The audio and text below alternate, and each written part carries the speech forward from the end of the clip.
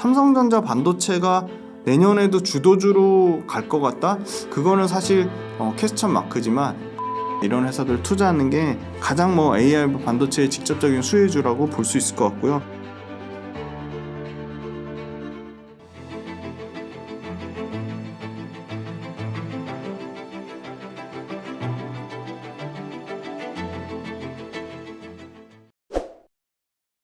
AI는 사실 앞으로 무궁무진하게 커질 산업이고 AI에 들어가는 필수 하드웨어가 반도체이기 때문에 반도체도 상당히 커질 시장은 맞는 것 같습니다. 그리고 그와 관련돼서 AI 관련된 부분은 이제 막 시장이 초입 단계이기 때문에 엄청나게 성장 가능성이 있다고 보고 있지만 중요한 건 그게 AI도 그렇고 AI 관련된 수혜주도 그렇고 그게 실제로 그 수혜주라고 불리는 회사들이 관련 매출이 어느 정도 비중을 차지하는지, 이익에서 어느 정도 비중을 차지하는지, 저는 그게 굉장히 좀 중요하다고 보고 있고요. 그래서 AI랑 반도체, 일단은 반도체가 내년에도 계속 기대감이 매우 높은 상황이고, 워낙 올해 23년도에 실적이 안 좋았기 때문에 내년도에 극명하게 실적이 턴어라운드 되는 건 분명해 보입니다. 그리고 상당히 많은 기관에서 어떻게 보면 내년 전망에서 어떤 증권사도 빠지지 않는 게 일종의 반도체입니다. 그래서 반도체에 대한 기대감은 굉장히 높은데 반도체 관련돼서는 SK 하이닉스가 압도적으로 굉장히 높은 주가 수익률을 나타냈죠. 최근에는 그 무거운 삼성전자도 회복이 되고 있고요. 그래서 내년에 실적이 굉장히 좋아질 거라는 거에 대해서는 좀 어느 정도 상당 부분 반도체에 좀 반영이 되지 않았나, 저는 그렇게 보고 있습니다. 그래서 반도체 관련돼서 주도주가 되려면 삼성전자랑 하이닉스가 계속 더 치고 가야 되는데, 삼성전자랑 하이닉스가 더 치고 가려면 스토리도 계속 살아 있어야 되고 숫자도 계속 찍혀야 됩니다. 그래서 저는 개인적으로는 삼성전자 하이닉스가 내년에 대한 숫자, 그러니까 넘버스에 대한 부분은 상당 부분 전 좀 반영이 되지 않았나, 그렇게 보고 있고요. 그렇지만 AI 시장이 엄청 커지고 AI HBM 반도체 시장이 커지면 삼성전자 하이닉스만 좋은 게 아니라 마이크론도 좋을 거고 TSMC도 좋을 거고 인텔도 좋을 거고, 그래서 인텔이나 마이크론이나 TSMC, 그리고 HBM 반도체 관련돼서 설계를 하는 회사들, 대표적으로 퀄컴이 있을 거고 AMD가 있을 거고 엔비디아가 있을 거고, 그래서 예를 들어 퀄컴이나 엔비디아나 AMD에 납품하는 소재 부품 장비 업체들은 저는 기회가 있다고 보고 있고요. 그래서 삼성전자 반도체가 내년에도 주도주로 갈 것 같다? 그거는 사실 퀘스천 마크지만 이 AI 반도체, HBM 반도체가 커진다고 보면 AI나 HBM 반도체 쪽에 글로벌 업체들을 고객사로 갖고 있는 소재 부품 장비 업체는 수혜를 볼 수 있다. 그래서 삼성전자 하이닉스 매출만 나는 회사를 볼 게 아니라 TSMC라든지 인텔이라든지 마이크론이라든지 엔비디아라든지 AMD라든지 퀄컴이라든지 이런데 매출이나 이익의 포지션이 잡혀있는 국내 소재 부품 장비 회사들이 분명히 있습니다. 그런 회사들을 좀 눈여겨보시라고 말씀드리겠습니다. 일단 반도체가 지난달에 이제 전년 대비 수출이 한 12.9% 증가하면서 좀 회복세를 보이고 있는 것 같습니다. 반도체는 크게 이제 반도체 재고가 많이 줄어야 되고요. 재고는 상당 부분 줄어드는 걸로 업계에서도 확인이 좀 되는 것 같고요. 그다음에 이제 메모리 반도체 반등이 나와야 되는데 메모리 반도체 가격이 스팟 가격이든 고정 가격이든 완전히 가격 반등이 나오기는 좀 어려운 것 같고 내년 상반기에는 좀 반등이 나올 거라고 보고 있고요. 메모리 반도체 수요가 역성장해서 메모리 반도체 쪽에서 수요가 대략 15에서 15% 정도 성장을 예상을 하고 있습니다. 메모리 반도체의 재고가 완전히 소진돼서 반도체 업체의 가동률이 완전히 정상화되는 거는 내년 2분기가 되지 않을까, 그렇게 보고 있고요. 저는 AI 반도체 관련돼서는 사실은 AI 반도체의 직접적인 수혜주는 반도체 업체는 삼성전자, 하이닉스, 인텔, 이 마이크론 같이 종합반도체 업체가 있고요. IDM이라고 합니다. 종합반도체는 물건도 만들어서 위탁 생산도 하고 반도체 칩을 직접 설계도 하고 물건 위탁 생산도 같이 하는 거를 IDM 종합반도체 업체라고 하고요. 그게 삼성전자, 하이닉스, 뭐 인텔, 마이크론 이런 회사들이 있고요. 그다음에 이제 생산은 TSMC나 뭐 DB 하이텍이나 삼성전자나 하이닉스에 맡기고 칩 설계만 하는 회사들을 팹리스라고 합니다. 팹리스의 뭐 대표적인 게 퀄컴이 있고요. 휴대폰에 들어가는 어플리케이션 프로세서 AP를 만드는 뭐 퀄컴이 있고요. 뭐 그 유명한 뭐 GPU를 하는 엔비디아가 있고요. 그다음에 뭐 잘 아시는 뭐 AMD가 있고요. 엔비디아의 뭐 경쟁사라고 할 수 있는 엔비디아가 있고, 그다음에 이제 대만 업체 뭐 미디어텍 이런 회사들이 있죠. 이런 회사들을 팹리스라고 합니다. 반도체 칩을 설계하는 회사고요. 뭐 브로드컴도 있네요. 브로드컴이라는 회사도 있고. 그다음에 이제 반도체 그 칩을 설계하는 업체들로부터 위탁을 받아서 생산만 하는 업체가 대표적으로 글로벌 1등이 이제 파운드리 업체인 TSMC가 있고요. 삼성전자도 일종의 파운드리에 해당되고요. 국내 아까 팹리스 업체 중에는 대표적으로 LX 세미콘이라는 회사가 있습니다. 그리고 이제 국내 파운드리 업체는 DB 하이텍이 있고요. DB 하이텍, 삼성전자, SK 하이닉스가 일종의 국내 파운드리 업체고, 글로벌 파운드리 업체를 보면 이제 TSMC가 있고, 그다음에 뭐 SMIC 뭐 이런 회사도 있고요. 중국계 회사죠. 그리고 뭐 글로벌 파운드리라는 회사도 있고요. 미국 회사.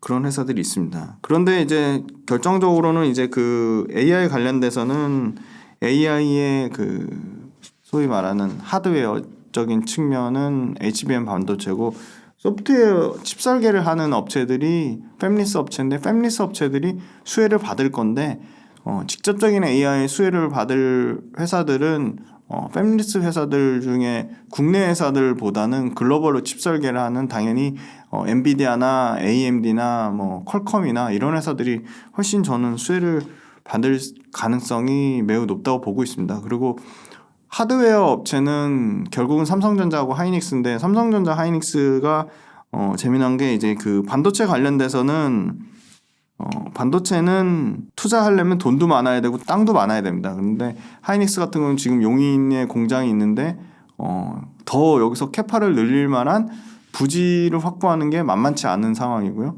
삼성전자는 하이닉스보다 당연히 뭐 압도적으로 돈도 많고 땅도 많은 상황입니다. 그래서 삼성전자가 유리하긴 한데, AI 반도체 그 HBM 반도체가 일종의 커스터마이징 반도체이기 때문에 그 커스터마이징 반도체 쪽으로 하이닉스가 지금 선점 효과로 치고 가면서 잘하고 있기 때문에, 삼성전자는 뭐 9월 달에 생산하겠다고 했는데 그것도 늦어져서 11월 달에 생산하겠다고 했는데 11월 달도 지금 그 잘 되지 않고 있는 상황이고, 그래서 그 AI 반도체 관련돼서 국내에서는 뭐 하이닉스가 압도적으로 지금 수혜를 받고 있는 상황이고, 그래서 하이닉스가 계속 좀 어떻게 보면 AI 반도체 측면으로 보면 하이닉스가 계속 주목을 받을 거라고 보고 있지만, 저는 그 AI 반도체 관련된 어떻게 보면 수혜주로 보면 오히려 글로벌 팹리스 업체들 뭐 엔비디아나 AMD나 퀄컴이나 이런 회사들 투자하는 게 가장 뭐 AI 반도체의 직접적인 수혜주라고 볼 수 있을 것 같고요. 상대적으로는 엔비디아나 AMD나 뭐 ARM이나 이런 회사들의 소재를 납품하는 회사들, TSMC 이런 회사들의 소재를 납품하거나 부품을 납품하거나 장비를 납품하는 국내 회사들이 분명히 있습니다. 그래서 그런 회사들이 좀 수혜를 받을 수 있을 것 같고요. 최근에는 너무 이제 후공정 최첨단 패키징 쪽에, 후공정 쪽에 너무 포커싱이 많이 됐는데, 이 전공정 쪽에도 소재 부품을 납품하는 회사들에 저는 기회가 있다고 보고 있습니다. 그래서 전공정 쪽 관련된 소재 부품 장비 회사들을 좀 찾아보시면 좋지 않을까. 숫자가 지금 이미 주가의 상당 부분 내년 실적에 대한 기대치까지 반영돼서 하이닉스 주가가 저는 상당히 부담스러운 위치임에는 분명한 것 같습니다. 그래서 오히려 아까 말씀드린 대표적인 글로벌 팹리스 업체 퀄컴, AMD, 뭐 ARM, 뭐 엔비디아, 미디어텍 이런 회사들의 포지션을 갖고 있는 회사들이나, 아니면 글로벌 파운드리 회사인 뭐 TSMC에 뭐 납품하는 뭐 장비 회사가 될 수도 있고 소재 부품 회사가 될 수도 있고, 아니면 삼성전자 하이닉스를 기본 고객사로 깔고 가면서 인텔이나 뭐 마이크론의 포지션을 갖고 있는 회사들, 이런 회사들한테 오히려 기회가 있다고 보고 있습니다. 네, 온디바이스 AI 먼저 개념부터 아셔야 돼요. 온디바이스 AI는 하나의 전자기기에 이 클라우드 센터 많이 들어보셨죠? 중간에서 데이터를 모아서 분류 처리를 해는 그 클라우드라는 대규모 이 서버를 거치지 않고 AI 기능을 기기 자체에서 직접 구현하는 게 온디바이스 AI예요. 핵심은 클라우드를 거치지 않는다는 거고 기기 자체가 직접적으로 AI 기능을 구현하는 거거든요. 근데 기존은 다 데이터나 소위 말하는 이 연산을 처리하는 연산 처리하는 거를 다 그 서버의 영향을 받았죠.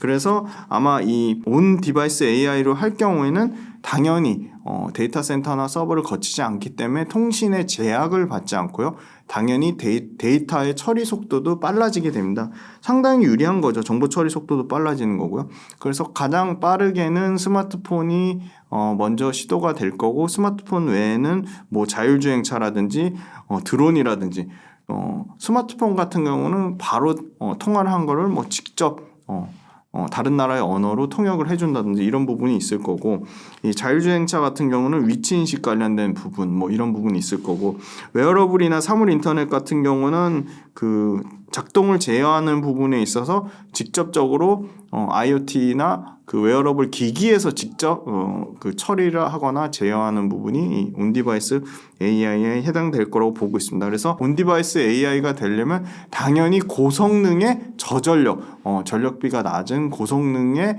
칩 설계가 필수적입니다. 그래서 이거를 고성능의 저전력의 칩 설계를 하는 회사가 대표적인 게 아까 계속 말씀드린 퀄컴, 엔비디아, 브로드컴, AMD이기 때문에 이런 회사들이 당연히 온 디바이스 AI에도 퀄컴, AMD, 브로드컴 그다음에 AMD 뭐 미디어텍까지 이런 회사들이 수혜를 받을 수밖에 없고요. 엄청나게 커지고 있는 그 엔비디아 생태계를 쿠다라고 하는 엔비디아 생태계를 지금 사실은 대체할 만한 게 없어서 계속 지금 엔비디아에 의존하는 부분이 상당히 크죠. 그래서 이 부분 관련돼서 뭐 이 LMM 그 거대 언어 모델이라는 부분도 계속 주목을 받고 있고요. 그러면 이 거대 언어 모델을 처리를 하려면 대량으로 메모리 반도체를 처리를 해야 되고 대량으로 메모리 반도체와 프로세스를 처리하는 게 넓고 커야 됩니다. 그래서 지금 그거를 엔비디아를 대체하는 AMD가 새로운 칩 설계 관련돼서 지금 그게 주목을 받고 있고요. 그래서 저는 결국은 지금 HBM을 AI 반도체 관련돼서 HBM을 공급하는 거는 HBM은 아시죠? 고대역 메모리 반도체라고 하는데 이 HBM 반도체가 일종의 주문형 메모리 반도체입니다. 그래서 HBM을 생산할 수 있는 데는 SK 하이닉스, 삼성전자, 마이크론 정도인데 SK 하이닉스는 지금 뭐 엔비디아발 물량을 싹쓸이하면서 뭐 시중에 나온 얘기는 내년치까지 물량을 다 확보했다는 얘기가 있고 삼성전자는 현재로서는 생산이 안 되고 있고 마이크론은 지금 하이닉스가 하는 현재 버전은 안 되니까 그 다음 신버전, 뉴버전으로 하겠다고 했는데 그거는 시간이 좀 걸릴 것 같고 그래서 이 온디바이스라는 게 말 그대로 주문형 메모리 반도체의 하드웨어가 확대되는 시장이기 때문에 당분간은 하이닉스가 계속 좀 치고 갈 거라고 보고 있고요. 하이닉스 관련돼서는 하이닉스 그 반도체 그 HBM 자체가 이 커스터마이징 하는 서비스이기 때문에 주문형 맞춤 최적화 반도체이기 때문에 이 칩도 주문형 맞춤 최적화가 되려면 사실 칩에 들어가는 소재 부품 장비도 커스터마이징 맞춤 최적화가 돼야 됩니다. 그러면 맞춤 최적화가 되려면 소위 말하는 양산용보다는 범용화된 제품보다는 R&D 관련된 비중이 커야 되는데 이 R&D 관련된 소재 부품 장비가 큰 회사의 대표적인 게 리노공업이라는 회사가 있습니다. 그래서 리노공업 관련돼서 R&D 매출 비중을 봤더니 뭐 대략 한 30% 이상 되기 때문에 리노공업이 이 소켓 관련된 테스트 소켓이나 이 리노픽 관련돼서 굉장히 다양한 칩별로 커스터마이징 되는 회사로 좀 수혜를 받지 않을까 좀 그렇게 보고 있고요. 뭐 가장 뭐 많이 좀 강조해서 굉장히 많이 말씀드렸어요. HPSP도 역시나 R&D 비중이 많은 고압수소 어닐링 장비 회사인데 HPSP도 당연히 HPSP는 사실 우스갯소리로 TSMC가 눈치를 보는 회사입니다. 그래서 이런 HPSP, 뭐 리노공업 이런 회사들이 수혜를 받을 것이라고 보고 있습니다. 네, 제2의 2차 전지로 기대되는 섹터는 글쎄요. 사실 잘 모르겠어요. 잘 모르겠는데 뭐 가장 지금 기대를 많이 하는 거는 뭐 AI 관련된 주식과 AI 관련된 하드웨어인 반도체 주식이겠죠. 그래서 AI 관련된 회사와 반도체 관련된 회사는 계속 공부는 해봐야 되겠지만 이미 그런 부분 기대감을 너무 좀 선반영한 측면이 있지 않나 저는 그렇게 보고 있고 2차 전지로 기대되는 섹터 2차 전지로 기대되는 섹터를 보면 사실 폐배터리는 아직 너무 먼 미래인 것 같고요. 3년 5년의 긴 흐름으로 봐야 될 것 같고 결국은 2차 전지의 그 인프라 관련된 게 많이 확산이 돼야 되지 않나. 그래서 아까 말씀드린 전기차 자체의 충방전을 높이는 소재라든지 전기차의 충전 인프라 관련된 회사들이 좀 저는 2차 전지 관련된 회사들에서는 좀 다시 새롭게 부각받는 해가 되지 않을까 보고 있고요. 그 다음에 이제 봐야 될 것들은 이제 제2, 2차 전지로 기대되려면 해외에 대한 수출 포지션이 커지는 회사들입니다. 근데 해외 수출 포지션이 커지는 회사들 대표적인 게 엔터 회사들이 있고 그 다음에 미용 의료기기 회사들이 있고 그 다음에 또 이제 그 국내 이 식품 관련된 회사들 중에는 라면 관련된 회사들이 있고 그래서 뭐 이 K컬처라는 그거 아예 이 소위 말하는 뭐 K 에스테틱, K 뭐 엔터 그다음에 뭐 K 푸드 이런 다양한 해외 시장 포지션이 커지는데 해외 시장 침투율 자체는 낮은 회사들의 저는 제2, 2차 전지로 기대감을 충분히 가져볼 수 있다고 보고 있고요. 해외 매출 포지션이 큰데 특정 국가에 쏠림이 있지 않은 다변화되는 회사들의 저는 기회가 있다고 보고 있습니다. 로봇 관련된 회사들 중에 성장률이 가장 높은 거는 협동로봇이고요. 협동로봇이 2027년까지 연간 35% 성장하니까 가장 높은 성장률을 기록할 것으로 예상하고 있고 시장조사업체 리서치앤마켓에 따르면 서비스 로봇 시장이 대략 2030년까지 250조까지 확대된다고 하고 협동 로봇 시장은 서비스 로봇 시장보다는 뭐 다소 작은 한 150조에서 200조 정도를 예상을 하는 것 같아요. 그리고 수술 로봇 시장, 제가 좋아하는 그 큐렉소라는 회사가 속한 수술 로봇 시장도 협동 로봇까지는 아니지만 그래도 연평균 5% 정도 성장할 거라고 보고 있어요. 최근에 뭐 두산 로보틱스가 나만 주식이다라고 하면서 지금 거의 그 공모가 26,000원 대비로는 뭐 5배 가까이 올랐죠. 그래서 엄청나게 올랐는데 가격적으로는 굉장히 부담스러운 건 사실이지만 뭐 두산 로보틱스를 비하하시는 분은 숫자가 안 찍힌다고 하지만 두산 로보틱스가 올해는 한 670억, 내년에 한 1,200억 가까이 2배 이상 매출이 늘어나고 내후년에도 2,600억 정도 매출이 늘어나면서 두산 로보틱스가 숫자가 안 찍힌다고 말하기는 어렵고 사실 상대적으로 시총 대비 매출이 적은 건 사실이지만 이 매출 포지션이 기하급수적으로 좀 늘어난다는 게 포인트고요. 이 표에는 네이버 금융에는 내년에 40억 적자라고 나왔지만 두산 로보틱스에 따르면 드디어 내년에는 흑자 전환할 거라고 보고 있습니다. 그래서 두산 로보틱스는 일단 협동 로봇 시장에서 4위 정도 하는 굉장히 글로벌로도 인정받는 회사입니다. 1등이 지금 미국 테라다인에 인수된 글로벌 1등 로봇 회사 덴마크의 유니버설 로봇이 뭐 압도적으로 20% 넘는 비중을 차지하고 있지만 그 밑단에 있는 2위의 환학이라든지 3위의 그 테크맨이라는 회사 같은 경우 특히 3위 회사랑 두산 로보틱스의 시장 점유율 차이는 0.9%에 불과하기 때문에 얼마든지 향후 2, 3년 내에 두산 로보틱스가 대만의 테크맨 로봇을 제치고 3위까지 올라갈 가능성도 충분히 보고 있고요.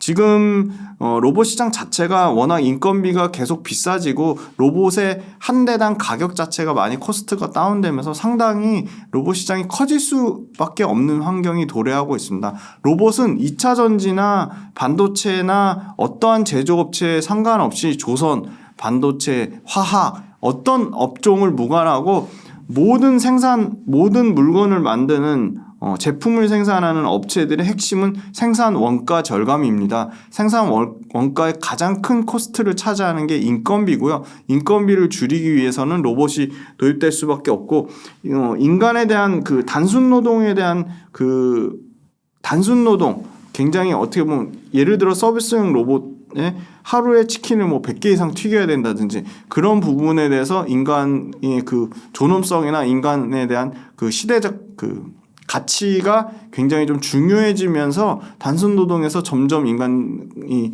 하는 부분이 점점 축소될 것으로 보여서 이 부분 관련돼서 직접적으로 지금 그 당장 사람 바로 옆에 안전하게 쓸 수 있는 게 협동 로봇이기 때문에 산업용 로봇은 10%밖에 성장 안 하지만 협동 로봇은 아까 말씀드린 대로 35% 압도적으로 성장하기 때문에 협동 로봇이 시장이 엄청 커지면 커질수록 당연히 글로벌 4위 업체 두산 로보틱스가 당연히 수혜를 받을 수밖에 없고요.